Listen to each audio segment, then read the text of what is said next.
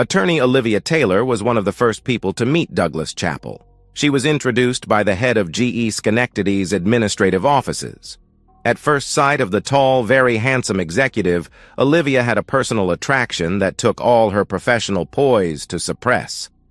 She would have to work with him after all, and she was not the kind of woman who gushed over a man or openly flirted. Douglas Chappell was the new chief of the Real Estate Tax Division of GE Schenectady. Oliva was a senior associate attorney in the corporate counsel's office. The Real Property Group was a separate but associated office at GE Schenectady. Doug wasn't Oliva's boss, and he wasn't exactly above her in the corporate strata. However, he was a rising star, and one clearly destined for great advancement. He was also amazingly handsome and possessed that unique set of personal attributes defined as charisma.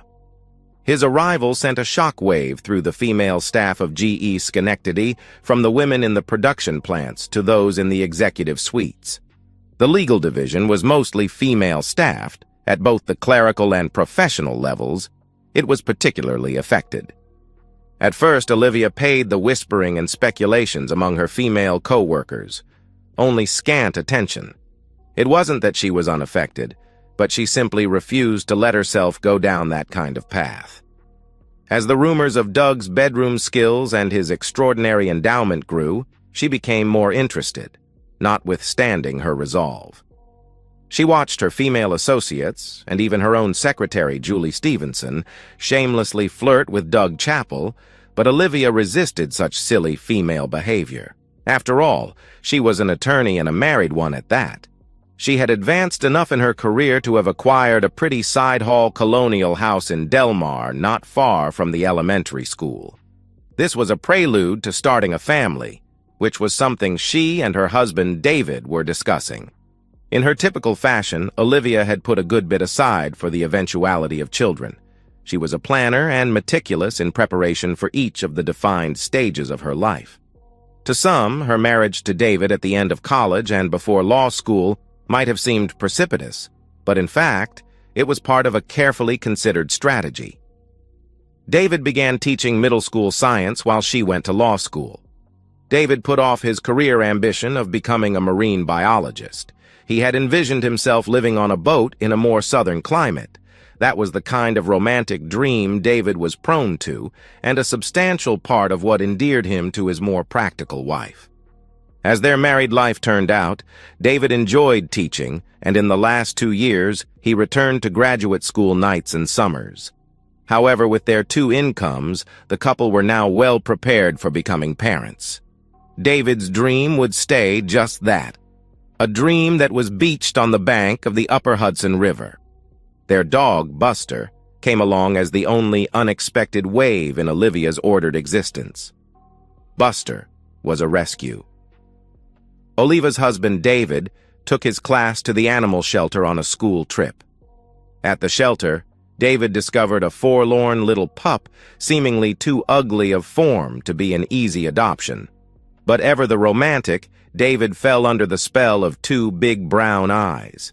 David overlooked the awkward and ugly countenance of the Irish Wolfhound and St. Bernard mix and brought the newly christened Buster home to meet Olivia. She at first sight had had her doubts about this addition to their diminutive household, but it seemed a small compensation for the loss of a big dream. The puppy grew into a monstrously large, ugly dog that scared visitors, but only for a moment. Buster was an affectionate giant whose only threat was that he might lick you to death. Olivia had found herself loving the great beast almost as much as she loved her husband. They were 2 big, lovable creatures who looked odd and fierce, but were loving and beautiful within. Olivia had a house, a dog, and a happy, contented marriage with the promise of children to come. Or at least she did until Doug Chappell began his move on her.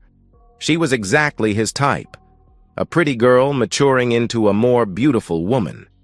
She hadn't yet lost the shyness and trepidation of her youth, and still had that visage of innocence so appealing in a young bride.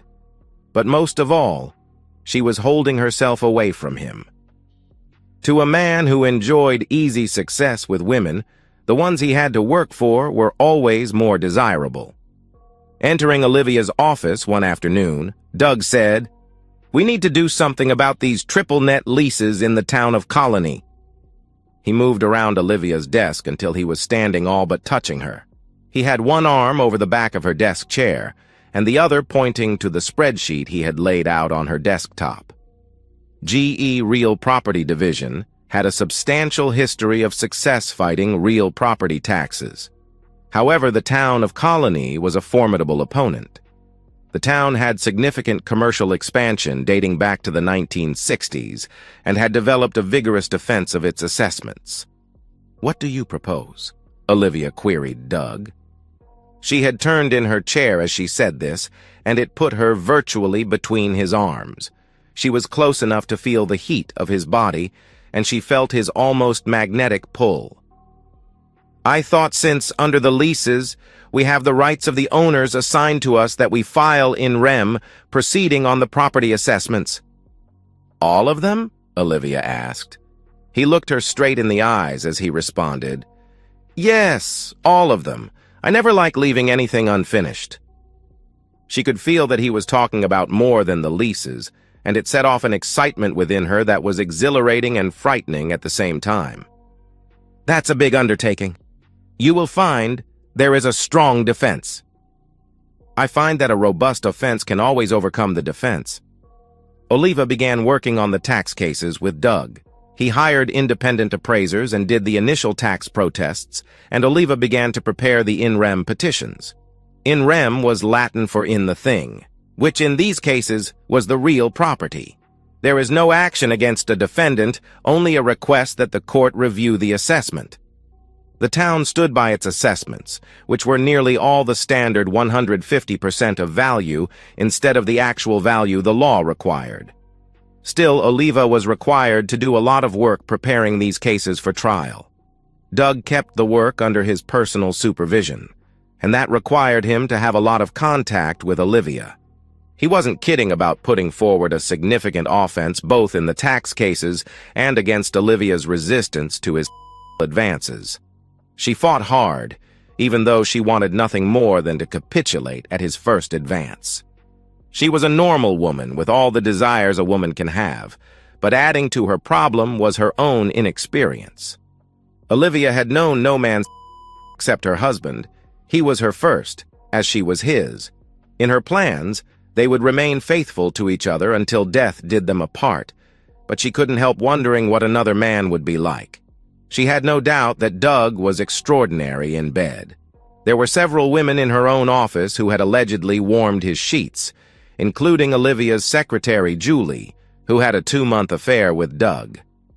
Julie actually bragged about her experiences with Doug and ended the liaison only when her husband became suspicious. Julie's husband was not the type to tolerate or understand.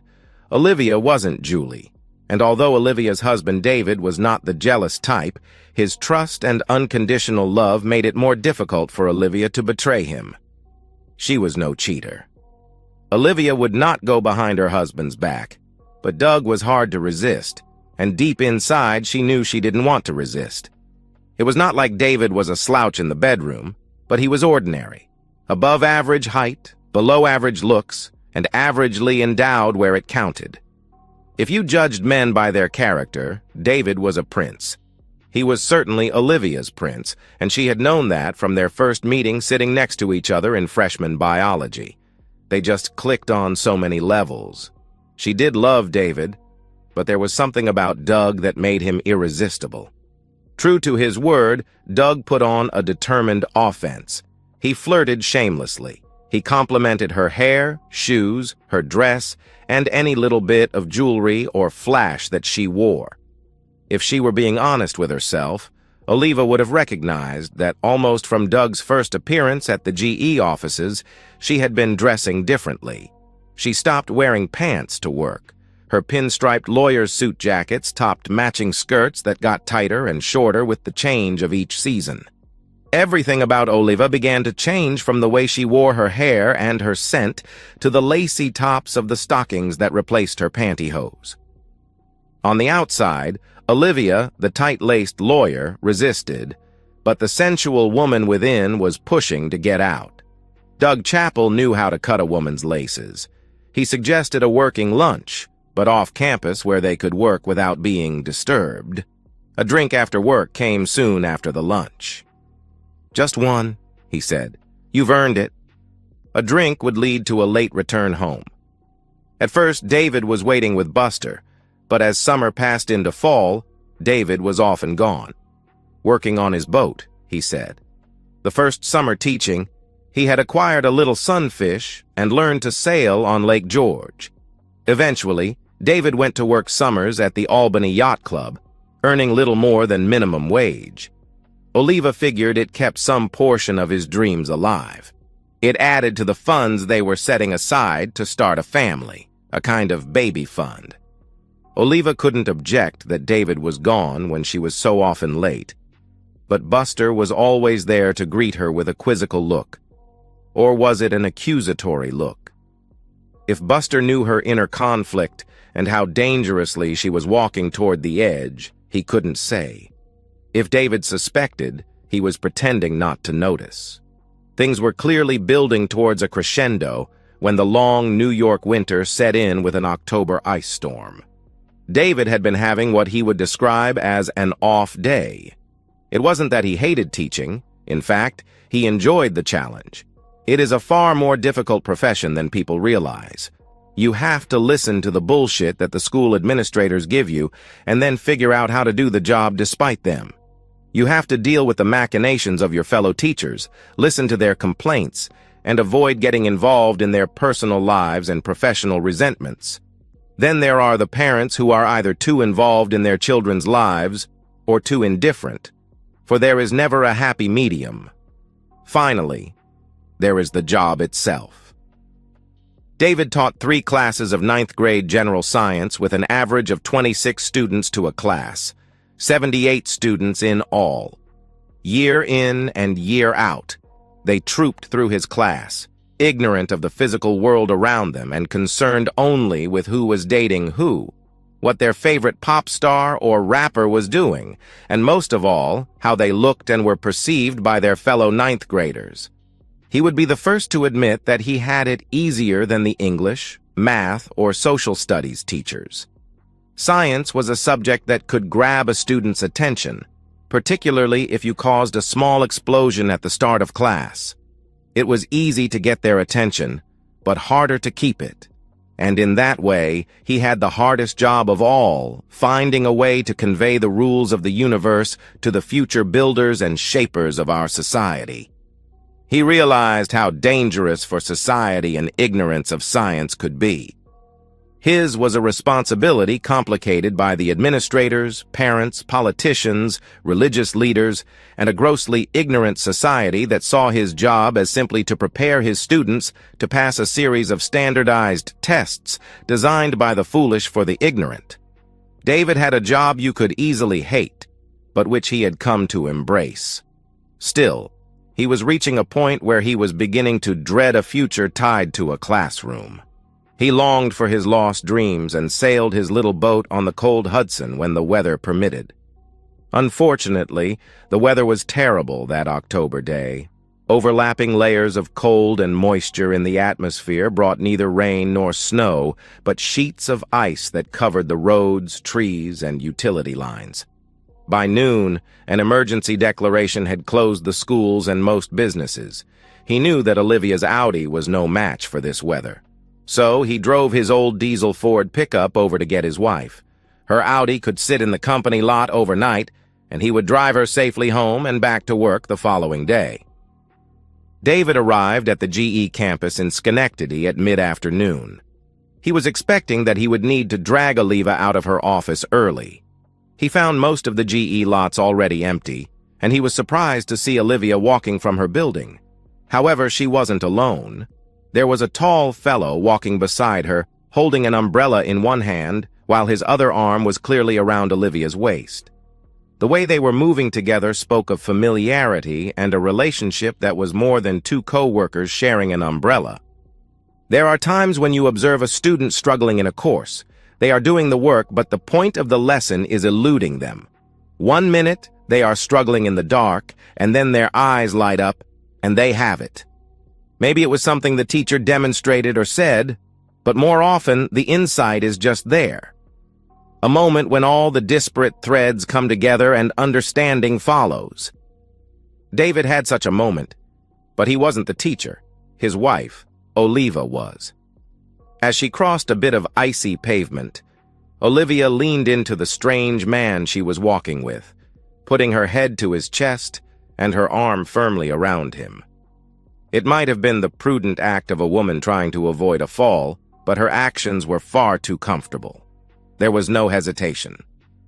She was a married woman clinging to a man who was not her husband, but she showed no awkwardness or unease.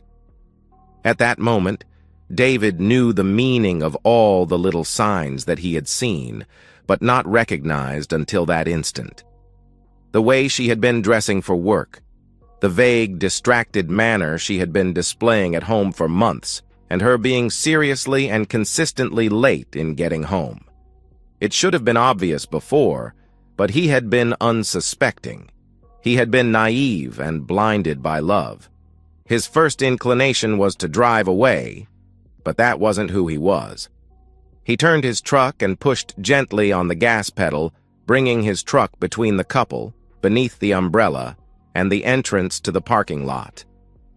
Oliva and Doug looked up as the truck stopped blocking their way. Doug looked as if he would curse David out, but before he could, David rolled down the window and leaned out. "Thought my wife could use a lift home," David said. He could see that the man holding the umbrella swallowed whatever expletives he was about to utter. Oliva just stood frozen, her mouth gaping open. David leaned out the truck's window into the freezing rain. He looked his wife in the eyes and said, "Get in." There was a jagged tone of menace in his voice. Olivia extracted herself from Doug and scurried around the truck to open the passenger door and get in. As she did, David stared hard at Doug, who tried to smile back. When Olivia was firmly in the vehicle, David nodded to the man holding the umbrella and put the truck into drive. The journey to their Del Mar house would usually take about 30 minutes, but the inclement weather prolonged the trip to over an hour. It seemed a lot longer to the occupants of the truck's cab. They traveled in silence until they turned onto the bypass in the town of Bethlehem. Moments from home, David poked the beehive. "Were you ever going to tell me about him?" asked David, his voice barely a whisper. Olivia was looking out the passenger window, and she did not turn to look at him. She contemplated denial, but then decided she had nothing to deny. "No, because there is nothing to tell," she said. "Doug is a co-worker. I like him, and he likes me." "You get that close to all your work friends?" "No, of course not," Oliva said, and paused a moment before she went on. "Doug is something special to me. We are close in a way that is more than simple friendship." As his Ford turned up Delaware Avenue headed for Del Mar Place and their little 3-bedroom colonial house, David contemplated his wife's statement. "Just how far has this friendship gone with Mr. Umbrella?" "His name is Doug, Douglas Chappell. He works in the real property office." "He's just a co-worker then," David said, framing his words with such sarcasm in his voice, it was clear that he did not believe them. They reached their driveway by this time, and the side door to their home. Without answering David's accusation, Oliva hopped out and rushed a few feet into the house. David pulled his truck into the garage before waking to the house. By the time he entered through the door into the kitchen, Olivia was upstairs in the master bedroom. Buster was waiting just inside the kitchen door for his walk. Despite the inclement weather, the man and his dog headed out. They walked to the elementary school and its open playing fields that were deserted in the icy rain. The weather didn't bother Buster. He seemed an animal designed for adversity. By the time the two returned, they were both soaked. They descended through the side door into the basement, where David threw his wet clothes in the wash and removed clean ones from the dryer. Buster was shaking himself dry, but David helped him with an old beach towel he kept in the basement for this purpose. When the two ascended back upstairs to the kitchen, they found Oliva waiting in her terry-cloth robe and seated at the kitchen table with an open bottle of wine before her. "We need to talk," she declared, pouring wine into 2 glasses. David took a seat at the table, but he didn't sit across from her. He sat at the end so that she had to turn to look at him. It also allowed him to turn so she was unable to directly see into his eyes. Oliva's tone was sweet but firm. "I want you to know that I love you and am very happy in our marriage," she began. "But while nothing of a romantic nature has happened with Doug, it is fair to say we have a strong attraction to each other." "And what is that supposed to mean?" David could feel his anger rising. It was fueled by more than pure jealousy. There was a deep resentment and a sense of betrayal. Olivia was his only love. In truth, theirs was his first and only relationship. She was his first girl, and with her, he had found a sense of fulfillment and togetherness that filled a void in his life. She was talking again, and something in the way she carefully phrased her words reminded him she was his wife, the lawyer, a woman who was loving and caring, but whose profession is to assemble words to a purpose. "It means that we have a strong marriage, and I'm totally committed to it," Olivia stated.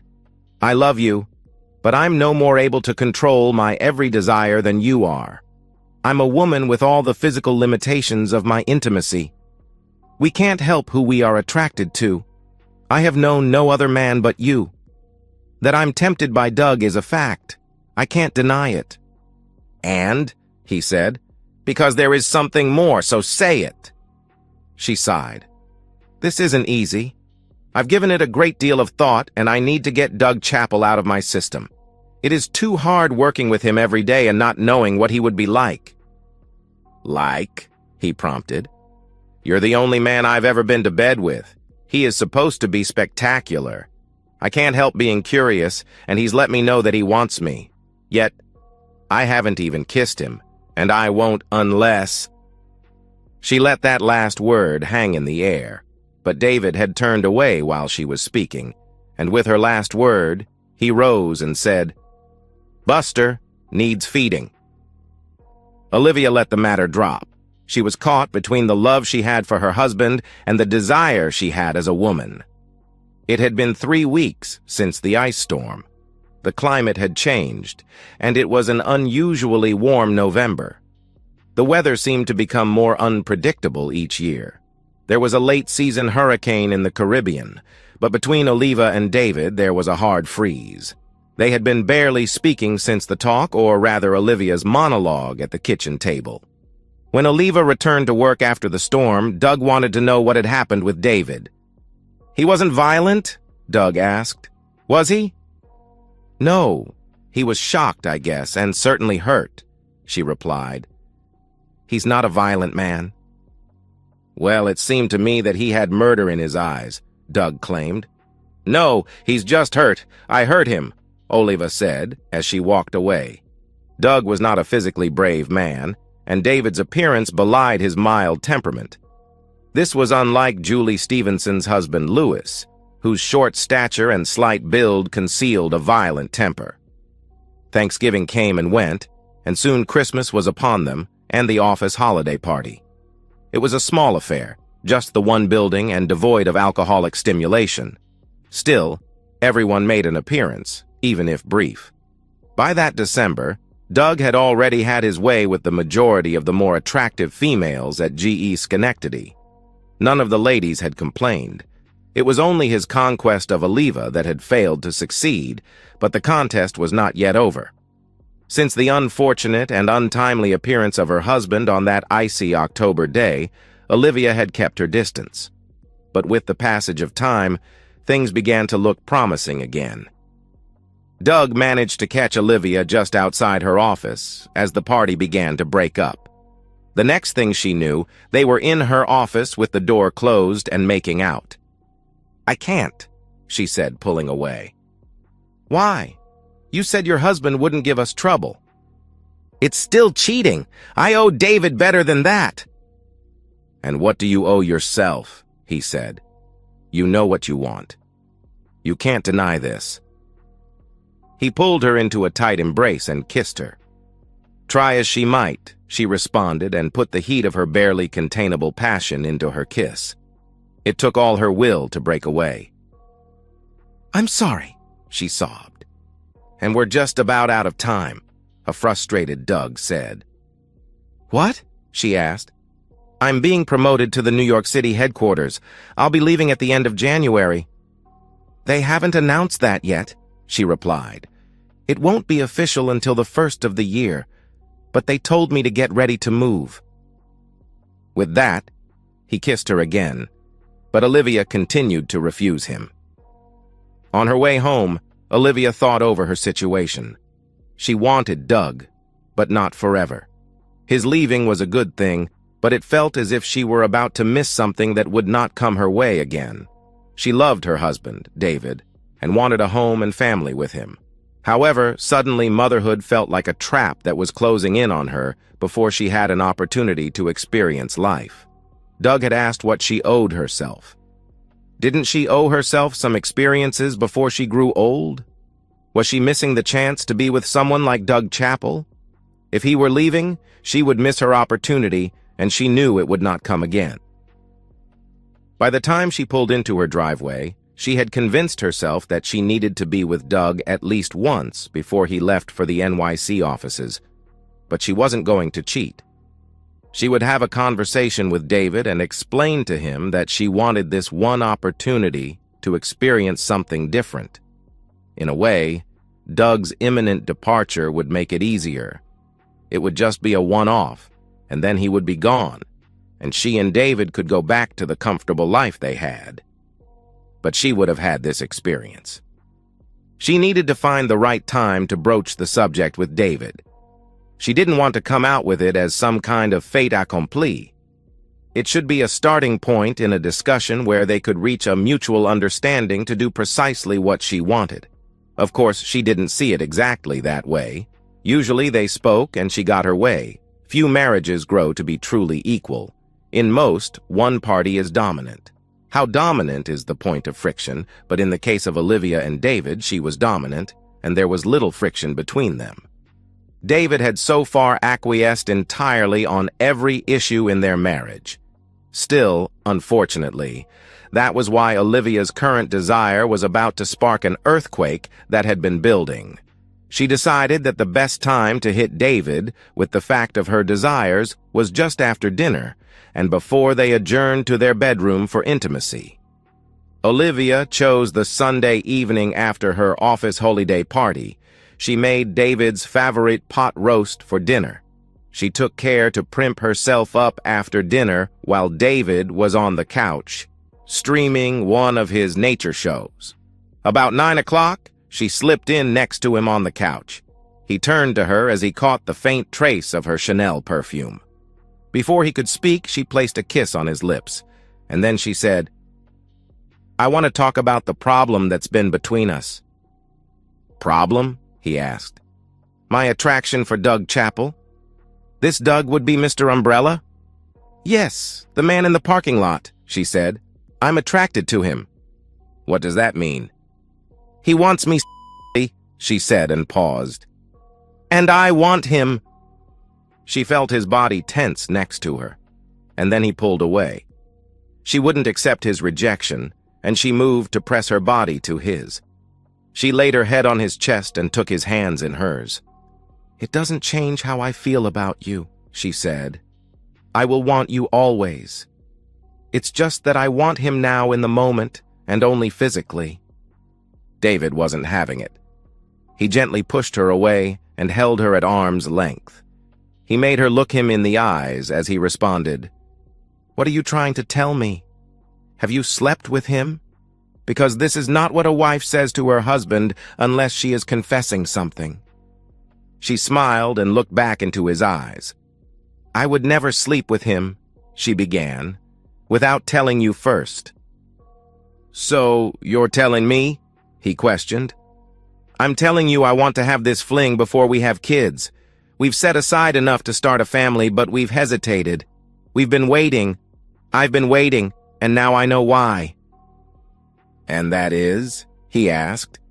"I've never been with another man. I never knew what that was like. I was too controlled when I was younger. I never experienced life. I was too busy studying to enjoy college or law school. I just want this one fling before we settle into what will be a good life and a great marriage and family. I want just my one brief encounter." "You want to have an affair with Mr. Umbrella?" he all but shouted. "No," she fired back. "Only an encounter.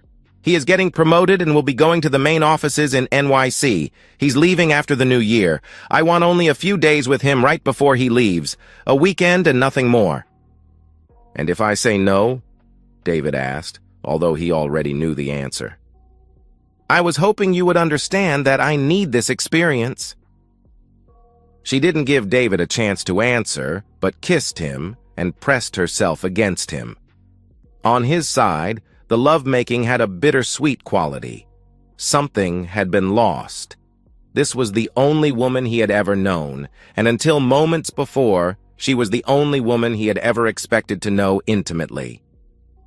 Olivia determined that the matter was settled and told Doug that her first weekend in January would belong to him. Doug's house was on a quiet cul-de-sac in Niskayuna. It was a modest house for the neighborhood, a 3-bedroom split level in a neighborhood that favored 5-bedroom center hall colonials. As agreed, his attached garage was open and waiting. Olivia pulled her Audi in next to Doug's Porsche. He was waiting for her in the living room with an open bottle of wine. For a moment, he was below her in the living area as she descended from the garage entry to the main floor. He got the full effect of the short black dress that clung to her body, setting off the fullness of her breasts and the enticing curve of her hips. She could see in his eyes a mixture of lust and anticipation. It was so different from the look her husband had given her as she left him only 20 minutes before. David's eyes had been sad. There was a pain there she would have taken away if she could, but this, as she told him, was a one-time thing, and then she would be his forever. They would have children together.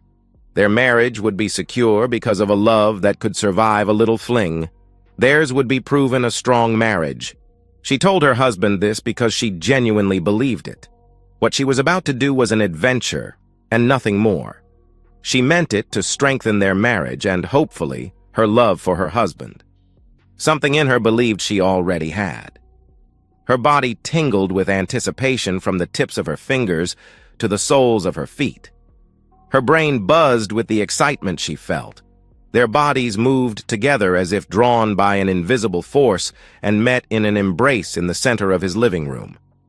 Doug kissed her as his arms enfolded her, but he drew away and said, "One glass of wine, and then we need to go to dinner. I have tickets for the band visit at Proctor's Musical Hall." Doug knew how to appreciate his prize, to wine her and dine her and show her a good time. He relished his triumph and assured himself that he gave as good as he took. "I'm completely in your hands this weekend," Olivia assured him.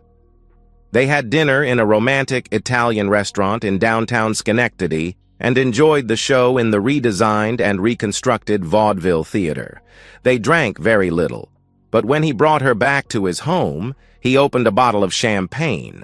They drank a toast to their weekend together before heading to the bedroom and getting down to satisfying the attraction that had brought them together. He undressed her as if he were unwrapping a priceless piece of art, and he told her how beautiful she was as he did so. She realized that he was savoring her body. He appreciated her in a way that she had never experienced before. She felt as beautiful as he said she was, here with this most handsome of men. His hands danced over her flesh and sent her desire into overdrive. She pushed the shirt from his chest and exposed the dark blonde hair that covered his chest. It was so different from the nearly bare chest of her husband. But she quickly pushed the thought of David from her mind. Later, she could think of him. This moment was for her and her lover. And then he came, gushing his into her. Only then did she remember they had taken no extra precautions. She was still on the pill, but wasn't sure whether she was happy about that or not. It had been the most perfect intimacy of her life, but it was far from over. They had the weekend together. 2 more blissful days. Sunday came too soon. They had spent most of the weekend in bed. The intimacy had been great, and he was, on top of everything else, inventive. She had been taken, she thought, every way humanly possible.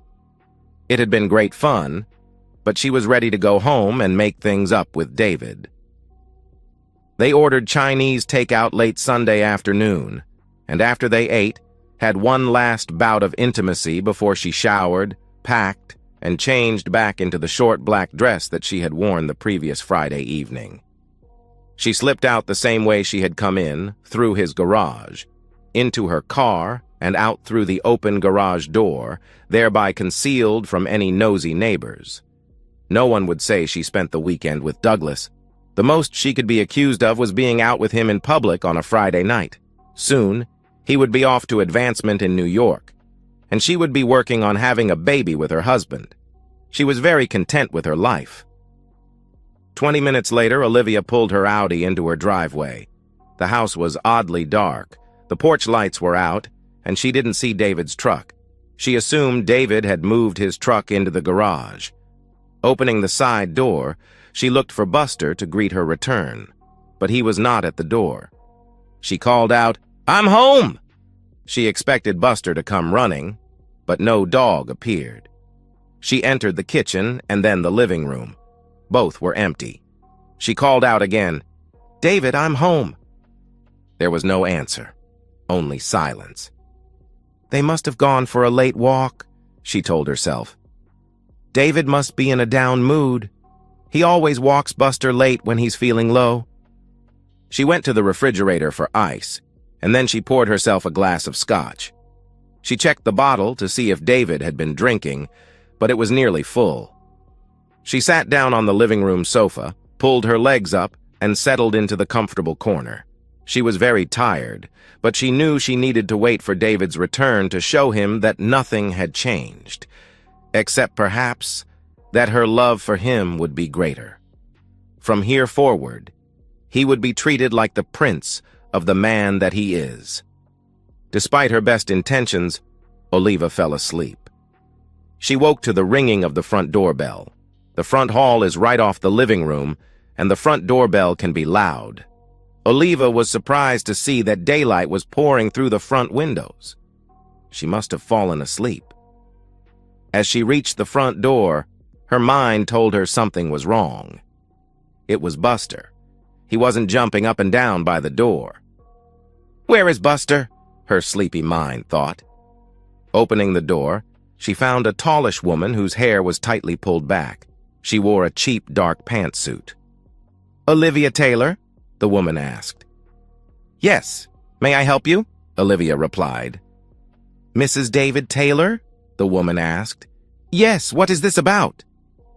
"I'm Detective Sylvia Marks," the woman announced, flashing a gold badge. "May I come in? I need to ask you some questions." Olivia instinctively stepped back to allow the detective to enter, but then it hit her. "Oh no!" Olivia exclaimed. "Did something happen to David?" Detective Marks proceeded into the living room where she turned and gave Olivia a head-to-toe look-over. Olivia was still wearing the clothes she had returned home in the previous evening, the short black dress she had worn to dinner with Doug. Olivia realized how inappropriate her dress was for the early morning and felt exposed and embarrassed. "Not that I'm aware of," the detective replied. "I'm here about Douglas Chappell." I mean Mr. Chappell. What about him?" Olivia felt very exposed and confused, which apparently was what the detective desired. "He was attacked last night as he put his trash out in front of his home," the detective began as she pulled a small notepad from her pocket.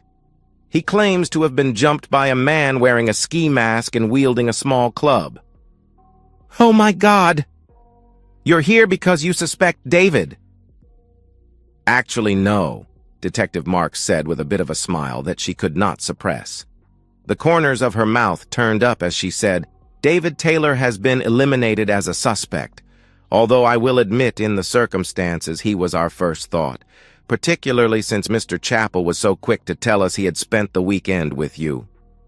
Detective Marks's smile had turned into a bit of a smirk. Olivia felt sick and went to sit down on the couch, but ended up all but collapsing into it. Detective Marks followed suit and sat down on the edge of a wingback chair facing Olivia. "You said my husband was not a suspect?" Olivia asked, her voice trembling a bit. "No.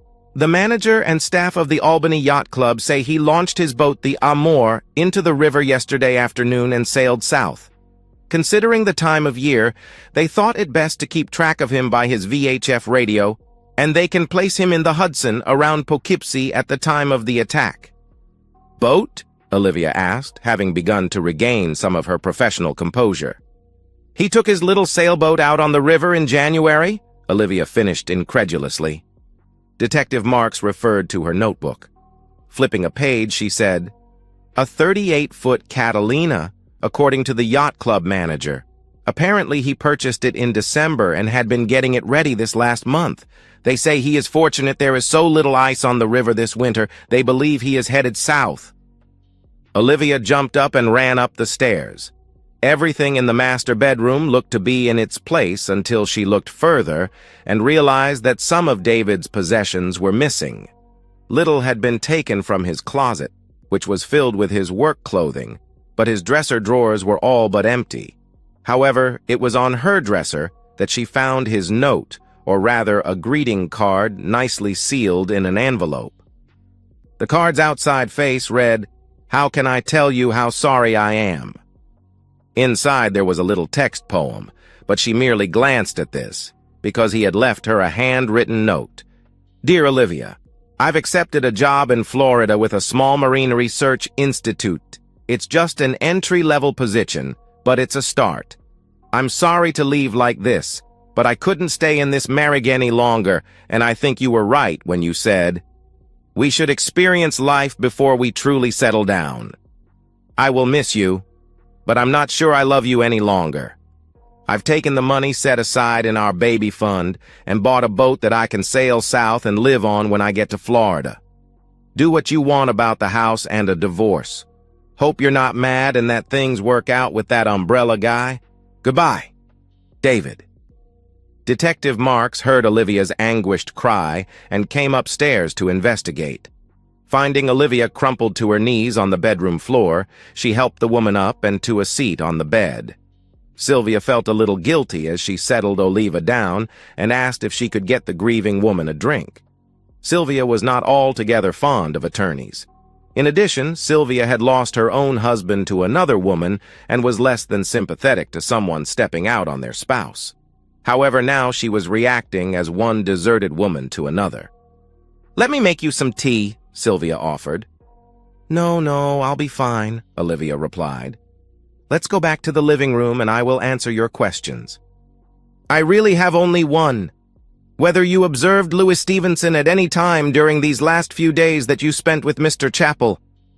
"You mean my secretary Julie's husband?" "Yes," the detective replied. "But I've never met him. I have no idea what he looks like." "I have a picture of him," the detective said and handed Olivia what was clearly a mugshot of a rough-looking man. Staring at the photograph, Olivia shivered and said, "I'm sorry. I've never seen him before." "Oh, well, it was just a possibility. The victim couldn't identify him, but I thought if he was stalking you two this weekend, you might have caught a glimpse of him." "I didn't see him stalking us at any time. Do you think he attacked Doug?" "Yeah, he's a likely suspect," Sylvia began in a cool professional voice. "He has a record for assault and a history of jealousy. Once we eliminated your husband, he was the obvious choice. He has an alibi, of course, provided by a group of friends. I was hoping you could place him near the scene so I could break his alibi." "Sorry, but I can't help you." "Will Doug be okay?" "He was beaten rather badly, particularly about the genitals. He's in the hospital, but I would wait a few days to visit him." Olivia nodded as they descended the stairs. "I can't see him for a day or two," Olivia said. "I'm going to have to go after my husband and beg his forgiveness." "That may be difficult," Sylvia said. "He is probably sailing under the George Washington Bridge as we speak." With that last comment, Detective Marks took her leave of the Taylor residence. Detective Marks was wrong in one regard. By the time she left his former home, David Taylor and his dog Buster, aboard the 38-foot yacht Amor, had passed the Statue of Liberty and exited New York Harbor. Then, David made a starboard turn to head south by southeast and put New York on his stern and his marriage in his past. And so, we've reached the end of today's story. Was it what you expected, or did it take a twist you didn't see coming? I'm curious to hear your thoughts. Share them in the comments below, and let's get a conversation going. If this story kept you hooked, make sure to hit that like button. And if you're new here or just haven't subscribed yet, now's the perfect time to join our community. I bring you fresh, captivating stories every day, so click that subscribe button and turn on notifications so you never miss out. Thanks for watching, and I'll see you in the next one.